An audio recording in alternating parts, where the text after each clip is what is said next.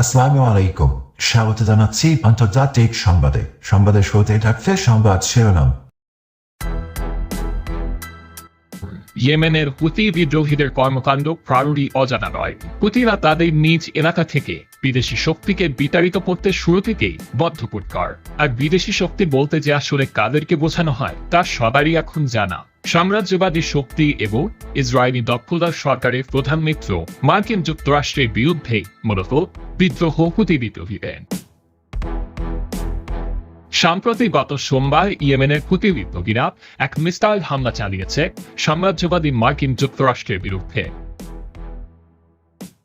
সংশ্লিষ্ট কর্তৃপক্ষ জানিয়েছে যে এদিন সোমবার ইয়েমেনের হুতি বিদ্রোহীরা লোহিত সাগরে একটি কন্টেইনার জাহাজকে লক্ষ্য করে একটি ক্ষেপণাস্ত্র হামলা চালিয়েছে।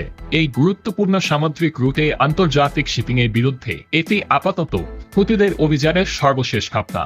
তবে প্রাথমিকভাবে এই ঘটনার অন্য কোনো বিবরণ না দিয়ে ব্রিটিশ সামরিক বাহিনীর United kingdom maritime trade operation centre জানিয়েছে যে হামলাটি ইয়েমেনের মোখা উপকূলে ঘটেছে।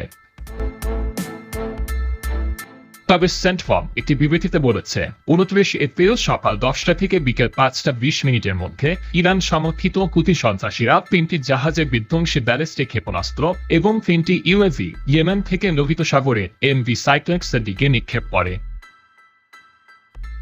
অনেকেই বলছে যে এই জাহাজগুলোর সাথে ইসরায়েলের যোগসূত্র থাকার কারণেই মূলত হুতি বিদ্রোহীরা এগুলোর উপর হামলা চালায়। অতএব এটাও যে হুতিদের পক্ষ থেকে ফিলিস্তিনের নিপীড়িত মানুষদের প্রতি দখলদার বাহিনী ও তার মিত্ররা যে অন্যায় করছে তারই প্রতিবাদ, তারও বেশ পরিষ্কার ইঙ্গিত রয়েছে। তবে হুতিদের ওপর সন্দেহ গিয়ে পড়লেও এই বিদ্রোহী গোষ্ঠী তখনই সেখানে কোনো হামলার কথা স্বীকার করেনি। সাধারণত হুতি বিদ্রোহীরা এরকম ঘটনা ঘটানোর পর আক্রমণের দায় স্বীকার করে বিবৃতি দিতে কয়েক ঘন্টা সময় দেয়। হামলার কিছু পরে হুতি বিদ্রোহীরা এই হামলার দায় স্বীকার করে। হুতিরা তাদের সেই বিবৃতিতে বলেছে যে লোহিত সাগর এবং এডেন উপসাগরে জাহাজ চলাচলে তাদের হামলার লক্ষ্যগুলো গাজায় হামাসের বিরুদ্ধে যুদ্ধ বন্ধ করার জন্য ইসরায়েলকে চাপ দেওয়া। কেননা ইসরায়েলি দখলদার সরকার সেখানে 34,000-এরও বেশি ফিলিস্তিনিকে, উল্লেখ্য যে 7ই অক্টোবর হামাসের নেতৃত্বাধীন ফিলিস্তিনি যোদ্ধারা ইসরায়েলি দখলদার সরকারের শোষণ নিপীড়নের প্রতিবাদ করে আক্রমণ করার পর এই যুদ্ধ শুরু হয়। এদিকে চলমান যুদ্ধের মধ্যে হুতিদের হামলার ভয়ে লোহিত সাগর এবং এডেন উপসাগর দিয়ে মার্কিন যুক্তরাষ্ট্রের জাহাজ চলাচল কমে গেছে।